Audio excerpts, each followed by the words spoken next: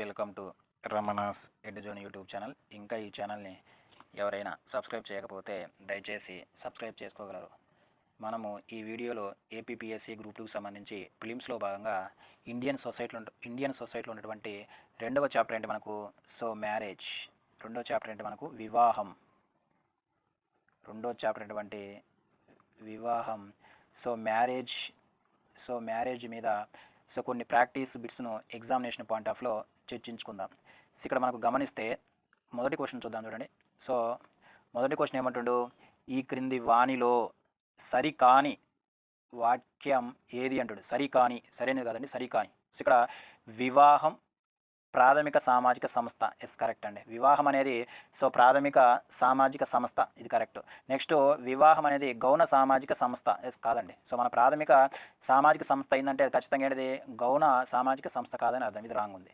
Next వచ్చేసరికి వివాహం అనేది విశ్వవ్యాప్తమైనది, అంటే మనము విశ్వంలో ఎక్కడ తీసుకున్నా కూడా వివాహం కాన్సెప్ట్ ఉంటుంది కాబట్టి ఇది కరెక్ట్. నెక్స్ట్ వచ్చేసరికి వివాహం అనేది విశ్వవ్యాప్తమైనది కాదు అంటుంది, ఇది రాంగ్. మనకు ఆన్సర్ ఏమవుతుంది, ఆన్సర్ అంటే మనకు సరి కానిది అన్నాడు కాబట్టి మనకు 2, 4 అంటే ఆప్షన్ బి అనేది మనకి ఇక్కడ ఆన్సర్. నెక్స్ట్ క్వశ్చన్ చూడండి ఇక్కడ. వివాహానికి సంబంధించి 3 సూత్రాలను తెలిపినది ఎవరు అంటుండు. వివాహానికి సంబంధించి 3 సూత్రాలను తెలిపింది ఎవరు మనకు ముల్లర్. ముల్లర్ వచ్చేసరికి 3 సూత్రాలను గుర్తుపెట్టారు. నెక్స్ట్ క్వశ్చన్ గమనిస్తే ఎవరి యొక్క నిర్వచనాన్ని వివాహానికి సంబంధించి సంపూర్ణ నిర్వచనంగా భావిస్తారు అంటారు. ఎవరి యొక్క నిర్వచనాన్ని వచ్చేసరికి మనకు వివాహానికి సంబంధించి సంపూర్ణ నిర్వచనంగా మనము భావిస్తామంటే మనము ఎడ్మండ్ లిచ్గా గుర్తుపెట్టుకోవాలి. ఎవరంటే మనకు ఎడ్మండ్ లిచ్. నెక్స్ట్ మనము బాగా గమనిస్తే నెక్స్ట్ క్వశ్చన్ చూడండి. సీదా నెక్స్ట్ క్వశ్చన్. ఎవరి యొక్క ఇది అయిపోయింది. నెక్స్ట్ 4th క్వశ్చన్ చూడండి. మనిషి యొక్క జీవితాన్ని వివాహమునకు ముందు జీవితం మరియు వివాహం తర్వాత జీవితం అని వర్గీకరించిన వ్యక్తి ఎవరు అంటుండు. అంటే మనకు మనిషి యొక్క జీవితాన్ని వివాహాన్ని బట్టి వివాహం ముందు జీవితం, అదేవిధంగా వివాహం తర్వాత జీవితం వర్గీకరించిన వ్యక్తి ఎవరు మనకు కూన్స్. ఎవరంటే మనకు కూన్స్. నెక్స్ట్ క్వశ్చన్ మనం ఇక్కడ గమనిస్తే వివాహ పరిణామ క్రమాన్ని వివరించినది ఎవరు అంటే మనకు వివాహం యొక్క పరిణామ క్రమాన్ని వివరించిన వ్యక్తి ఎవరంటే మనకు మోర్గాను. ఎవరంటే మనకు మోర్గాన్. నెక్స్ట్ క్వశ్చన్ గమనిస్తే ఈ క్రింది వాణిలో అత్యంత పురాతన వివాహ చట్టం ఏది అంటుండు. చూడండి, ఇలాంటి టైప్ క్వశ్చన్స్ మనకు బాగా పడ్డాయి. జనరల్గా మనకు చట్టాలు ఇచ్చి ఏ సంవత్సరాల్లో తీసుకొచ్చిన జరుగుతుంది. ఇక్కడ కొన్ని చట్టాలు ఇచ్చి వాటిని మనకు క్రొనాలిక మనకు ఒకసారికి అసెండింగ్ ఆర్డర్ లేదా డిసెండింగ్ ఆర్డర్లో అదేవిధంగా మనకు అడగడం జరుగుతుంది. ఇలాంటి మనకు ఇంపార్టెంట్. చూడండి, ఇవన్నీ మనకు తెలియాలి ఖచ్చితంగా. ఈ చట్టాలను ఎప్పుడు తీసుకొచ్చారు మనకు తెలియాలి. అంటే ఇక్కడ ఈ కింద ఇవ్వబడినటువంటి అత్యంత పురాతన వివాహ చట్టం ఏంది అంటుడు. ఇక్కడ మనకు ఫస్ట్ చూడండి. ప్రత్యేక వివాహ చట్టం అంటే మనకు స్పెషల్ మ్యారేజ్ యాక్ట్ అంటాము. దీన్ని ఎప్పుడు తీసుకొచ్చాం మనకు 1872లో తీసుకొచ్చాం, అంటే 1872లో తీసుకొచ్చాం. నెక్స్ట్ వచ్చరికి భారతీయ విడాకుల చట్టం. భారతీయ విడాకుల చట్టం ఎప్పుడు తీసుకొచ్చారు మనకు 1869లో తీసుకొచ్చారు. అదే మనకు శారదా చట్టం. శారదా చట్టం ఎప్పుడు తీసుకొచ్చారు మనకు 1929లో తీసుకొచ్చారు. అదేవిధంగా మనకు పార్షి వివాహ చట్టం. పార్షి వివాహ చట్టం ఎప్పుడు తీసుకొచ్చారు మనకు 1936లో తీసుకొచ్చారు. అంటే మనకు ఉన్నటువంటి చట్టాలలో ప్రాచీనమైనటువంటి చట్టం మీద మనకు ఆన్సర్ పడుతుంది ప్రత్యేక వివాహ చట్టం 1872. ఇలాంటి కూడా మనకు బిట్టుబడడానికి అవకాశం ఉంది కాబట్టి మనము వీటన్నిటి గురించి మనకు అవగాహన ఉండాలి. నెక్స్ట్ క్వశ్చన్ మనం గమనిస్తే వివాహాలు 3 రూపాలలో ఉంటాయని చూడండి ఒకసారి. వివాహాలు 3 రూపాలలో ఉంటాయనేది తెలిపింది ఎవరు అంటున్నారు. ఎవరు మనకు తెలిపింది మనకు మరినోస్కి అని చెప్పాలి. మరినోస్కి. మనకు వచ్చేసరికి ఇక్కడ ఎవరి యొక్క నిర్వచనాన్ని వివాహానికి సంబంధించిన సంపూర్ణ నిర్వచనం అంటే మనకు ఎడ్మండ్ లిచ్గా గుర్తుపెట్టుకోలేదు. అదేవిధంగా మనకి ఒకసారికి వివాహానికి సంబంధించి 3 సూత్రాలు ప్రతిపాదించిన వ్యక్తి ఎవరు మనకు ముల్లర్ అని గుర్తుపెట్టుకోలేదు. అదేవిధంగా మనకు వివాహాలు 3 రూపాలలో ఉంటాయని తెలిపిన వ్యక్తి ఎవరు మనకు మరినోస్కి. ఓకేనా. నెక్స్ట్ క్వశ్చన్ చూడండి. నెక్స్ట్ క్వశ్చన్ ఇక్కడ గమనిస్తే అన్ని వివాహాలే కల్లా ఏక వివాహమే పురాతనమైనది అని తెలిపినది ఎవరు. మనకు వెస్టర్న్ మార్కు.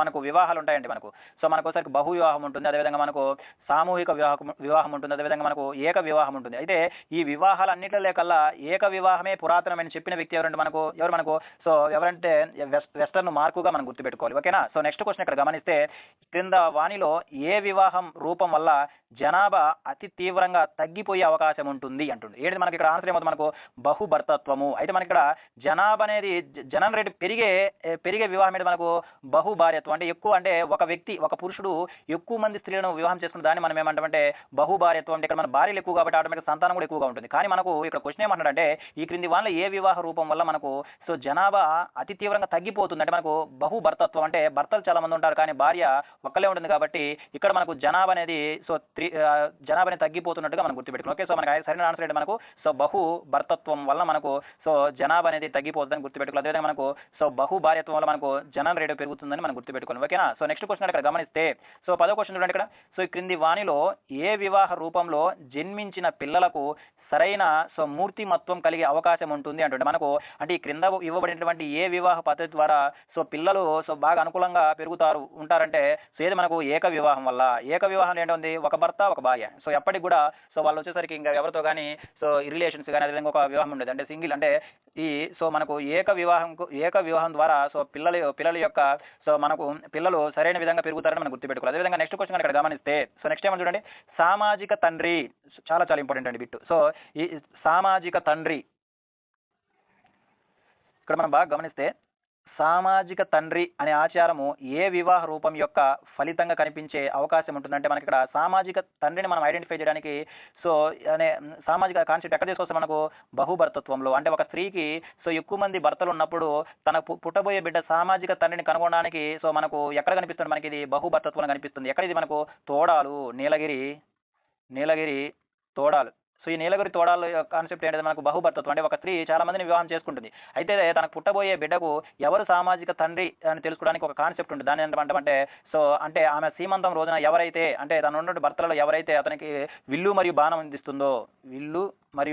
బాణం అందిస్తాడో అతన్ని సామాజిక తండ్రిగా గుర్తుపడతారు. దీన్ని మనం ఏమంటే ధనుర్బాణోత్సవం అంటాము. అంటే ధనుర్బాణోత్సవం అనేది ఎక్కడ కనిపిస్తుంటే మనకు సో నీలగిరి తోడలలో కనిపిస్తుంటే మన ఎగ్జామినేషన్ పాయింట్ ఆఫ్ వ్యూ గుర్తుపెట్టుకోవాలి. ఓకేనా. సో అంటే మనకు సామాజిక తండ్రి అనే కాన్సెప్ట్ సో ఎక్కడ కనిపిస్తుంది, మనకు బహుభర్తత్వంలో కనిపిస్తుందని గుర్తుపెట్టుకోవాలి. ఓకే. సో ఈ క్రింది వాణిలో ఏ వివాహ రూపాన్ని పేదరికంతో రాజీపడి చేసుకునే వివాహము అంటారు? చాలా చాలా ఇంపార్టెంట్. ఏది బహు భార్యత్వమా, అదేవిధంగా బహు భర్తత్వమా, అదేవిధంగా ఏక వివాహమా? సో బహు భార్య భర్తత్వం అంటే మనకు ఆన్సర్ మనకు బహు భర్తత్వము. అంటే జనరల్గా మనం గమనిస్తే సో కొన్ని గిరిజన తెగలలో ఏం చేయాలంటే సో వరుడు వచ్చేసరికి వధువు అంటే సో మనకు పెళ్లి కుమార్తె యొక్క పేరెంట్స్ ఒక వ్యక్తిని కోల్పోవడం వలన వాళ్ళకు నష్టం ఉంటుంది. దానికి నష్టపరిహారంగా సో పెళ్లి కొడుకు ఏం చేయాలంటే వాళ్ళకు ఒక కట్నంగానే అది ఇవ్వాలి. దాన్ని మనం ఏమంటే ఓలి. సో ఈ ఓలి ఇవ్వలేక ఏం చేస్తారంటే సో ఒక మహిళనే చాలా మంది వివాహం చేసుకుంటారు. కాబట్టి దీన్ని ఏమంటామంటే అంటే బహుభర్తత్వాన్ని ఏమంటాము అంటే ఓలి చెల్లించలేక సో మనకు ఏ కాన్సెప్ట్ ఉంటుంది ఇక్కడ, బహుభర్తత్వం ఉంటుంది. ఈ బహుభర్తత్వాన్ని మనం ఏమంటాం మనము సో పేదరికంతో రాజీపడి చేసుకున్నటువంటి వివాహం. అంటే మనకు ఈ కట్న కానుకలు చెల్లించలేక సో మగవారు ఏం చేస్తారంటే ఎక్కువ మంది మగవారు ఒకే స్త్రీని వివాహం చేసుకుంటారు. అలా చేసుకోవడం మనం ఏమంటామంటే బహుభర్తత్వం అంటారు. అటువంటి వివాహాన్ని మనం ఏమంటామంటే పేదరికంతో రాజీపడి చేసుకున్న వివాహంగా మనం చెప్పుకుంటాం. చాలా చాలా ఇంపార్టెంట్ ఈ concept. Okay. So next question ఇది మనం అలా డిస్కస్ చేసుకోవడం జరిగింది. సో ధనుర్బాణోత్సవం అనే ఆచారం ద్వారా సామాజిక తండ్రిని నిర్ధారించే గిరిజన తెగేది? చాలా చాలా ఇంపార్టెంట్ అండి. ఇది ధనుర్బాణోత్సవం అనే ఆచారం ద్వారా సామాజిక తండ్రిని నిర్ధారించే గిరిజన తెగ అంటే మనం చెప్పుకునేది నీలగిరి తోడాలు. సో ఇక్కడ మనకు కనిపించేది ఏంటి మనకు సో బహు భర్తత్వం. సో ఈ బహుభర్తత్వం అంటే చాలా మంది భర్తలు ఉండడం వల్ల తన పుట్టబోయే తండ్రికి సో తండ్రి ఎవరు కనుగొనడానికి జరిగే ఒక ఉత్సవం జరుగుతుంది. ఎప్పుడు జరుగుతుంది మనకు ఆమె యొక్క సీమంతం రోజున జరుగుతుంది. అప్పుడు ఈ ధనుర్బాణోత్సవంలో ఎవరైతే అంటే ఉన్నటువంటి భర్తలలో ఎవరైతే ఆమెకు సో బాణము మరియు విల్లు ఆమెకు అందిస్తాడో అతనిని ఆ కొడుకు యొక్క సామాజిక తండ్రిని ఇప్పించుకుంటాడు అతను. అంటే అతను ఇవి ఇవ్వడం వల్ల అంటే మనకు బాణము విల్లు ఇవ్వడం వల్ల అతను సామాజిక తండ్రి హోదాను పొందుతాడని మనం గుర్తుపెట్టుకున్నాం. ఓకేనా. సో నెక్స్ట్ ఎక్కడ కనిపిస్తుంది మనము నీలగిరి తోడాలు. నెక్స్ట్ సో ఈ క్రింది వాణిలో ఎవరిలో భగిని బహు భార్యత్వం అధికంగా కనిపిస్తుంది? ఇక్కడ మనకు భగిని బహుభార్యత్వం అంటే సో ఎవరైతే వ్యక్తి అంటే భగిని అంటే మనకు భార్య తరపున అంటే మనకు ఇద్దరి సోదరీమణులను వివాహం చేసుకుంటే ఒకే వ్యక్తి ఒక పురుషుడు సో ఇద్దరి సోదరీమణులు అంటే అక్కా చెల్లెని వివాహం చేసుకుంటే దాన్ని మనం ఏమంటామంటే భగిని బహుభార్యత్వము అంటాం. అంటే ఒక వ్యక్తి సో అక్కా చెల్లెలను వివాహం చేసుకునే కాన్సెప్ట్ని మనం ఏమంటామంటే భగిని బహుభార్యత్వం అంటాము. ఇది ఎక్కడ కనిపిస్తుందంటే మనకు గోండ్లలో, అదేవిధంగా మూండాలలో, అదేవిధంగా ఇబల్స్లోని తెగలు కనిపిస్తుంటే మనకు పై వారందరిలో మనకు కనిపించేటటువంటి సో వివాహం ఏంటంటే మనకు భగిని బహుభార్యత్వంగా మనం ఎగ్జామినేషన్ పాయింట్ ఆఫ్ లో గుర్తుపెట్టుకోవాలి. సో నెక్స్ట్ క్వశ్చన్ ఇక్కడ గమనిస్తే సో నెక్స్ట్ క్వశ్చన్ చూడండి ఇక్కడ. సో నెక్స్ట్ క్వశ్చన్ ఏమంటుండే, ఈ క్రింది వాణిలో మొదటి వివాహ నియమాన్ని గుర్తించండి అంటుండు. సో మనకు వివాహ నియమాలు ఉన్నాయండి. సో మొదటి వివాహ నియమం ఏంటంటే మనకు నిషిద్ధ నియమము. ఏంటి మనకు సో నిషిద్ధ నియమం అని గుర్తుపెట్టుకోవాలి. ఓకే. నెక్స్ట్ క్వశ్చన్ కనుక గమనిస్తే ఏ వివాహ నియమం వల్ల ఒక కుటుంబ వివాహము నిమిత్తం మరొక కుటుంబం ఆధారపడవలసి వచ్చినట్టు మనకేంటి మొట్టమొదటి సిద్ధాంతమైనటువంటి నిషిద్ధ నియమం ద్వారా అంటే నిషిద్ధ నియమం అంటే ఇక్కడ ఎవరెవరి మధ్య వివాహం జరగకూడదు తెలిపే సిద్ధాంతం అనమాట. అంటే మనకు సో మనకేంటిది అక్క తమ్ముడు మధ్య, అదేవిధంగా తల్లి కొడుకు మధ్య, అదేవిధంగా సో తండ్రి కూతురు మధ్య వివాహం జరగకూడదు, లైంగిక సంబంధాలు ఉండకూడదు అనే తెలిపే సిద్ధాంతం ఏంటంటే మన నిషిద్ధ నియమం. సో ఇలా ఈ నిషిద్ధ నియమ సిద్ధాంతం వల్ల మనకు వివాహం కొరకు ఒక కుటుంబము మరొక కుటుంబం పైన ఆధారపడవలసి వచ్చిందనమాట. సో దీనికి సరైనటువంటి ఆన్సర్ ఏంటంటే మనకు నిషిద్ధ నియమంగా మనం గుర్తుపెట్టుకోవాలి. సో నెక్స్ట్ క్వశ్చన్ ఇక్కడ గమనిస్తే, సో నెక్స్ట్ క్వశ్చన్ చూడండి. సో మనకి ఇక్కడ సో పురాతన 8 హిందూ వివాహ రూపాలలో అత్యంత శ్రేష్టమైన వివాహ రూపము అడుగుతున్నాడు. చాలా చాలా ఇంపార్టెంట్.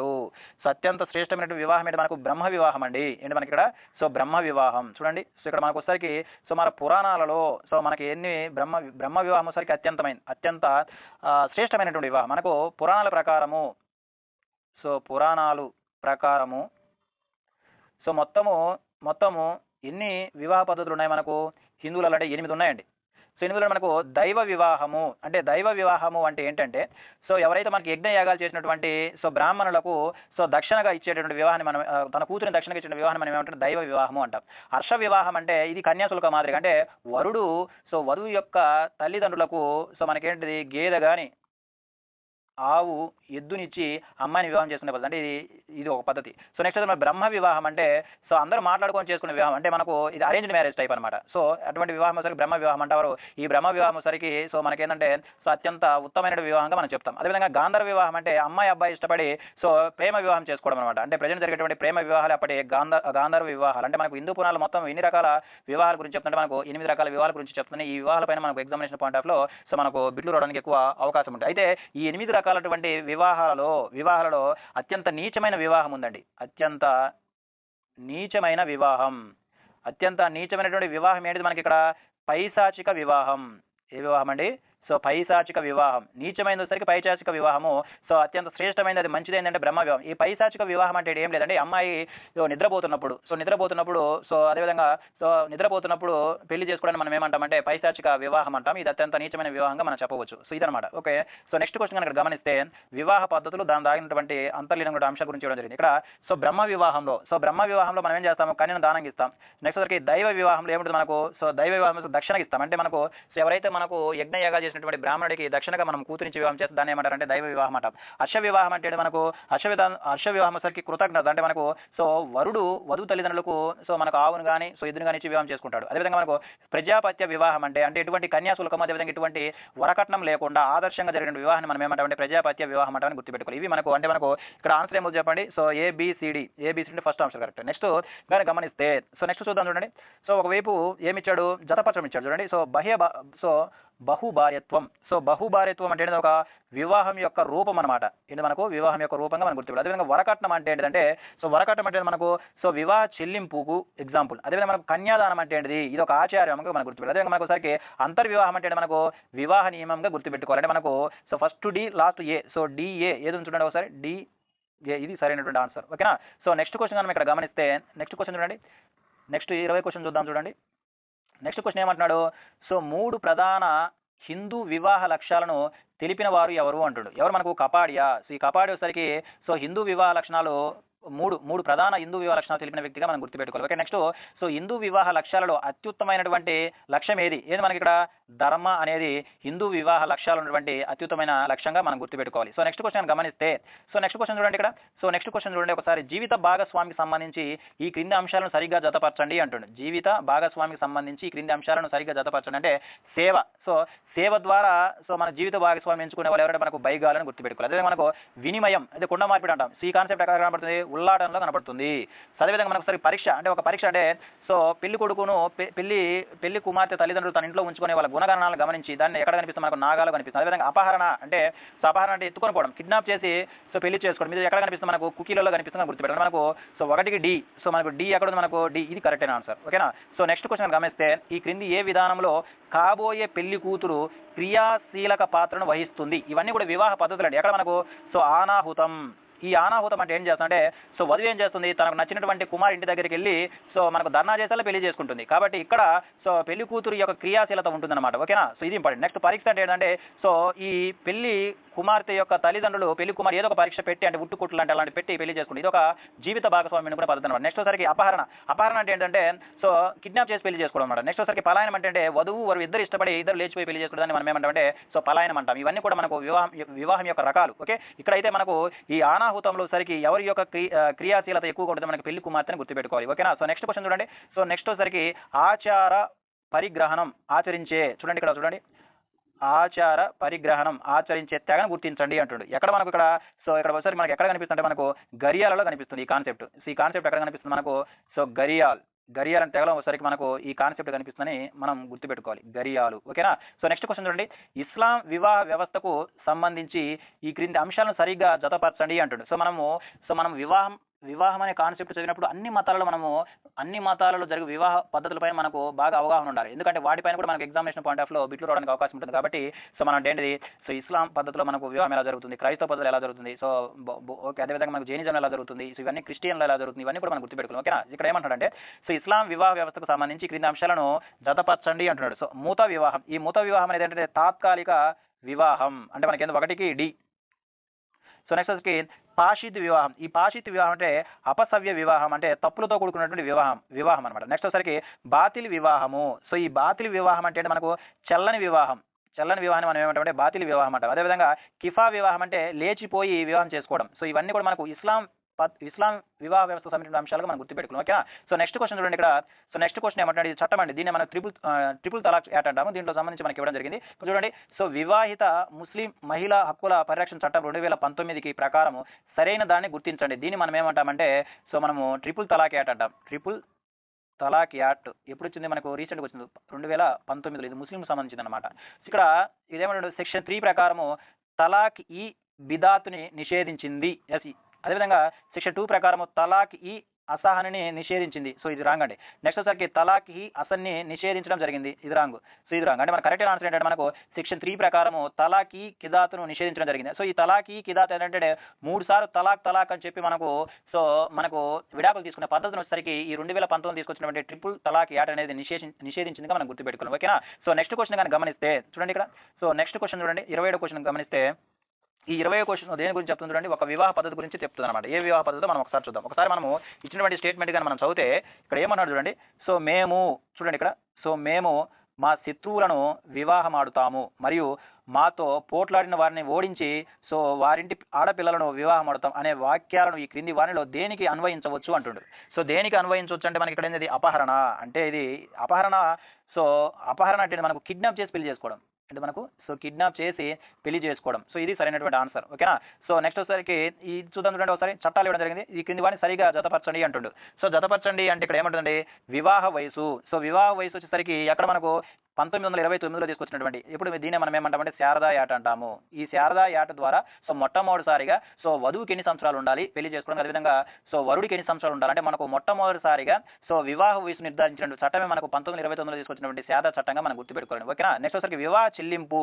ఈ వివాహ చెల్లింపు ఏ చట్టం మనది 1961 అంటే మనకి దీని ఏమంటామంటే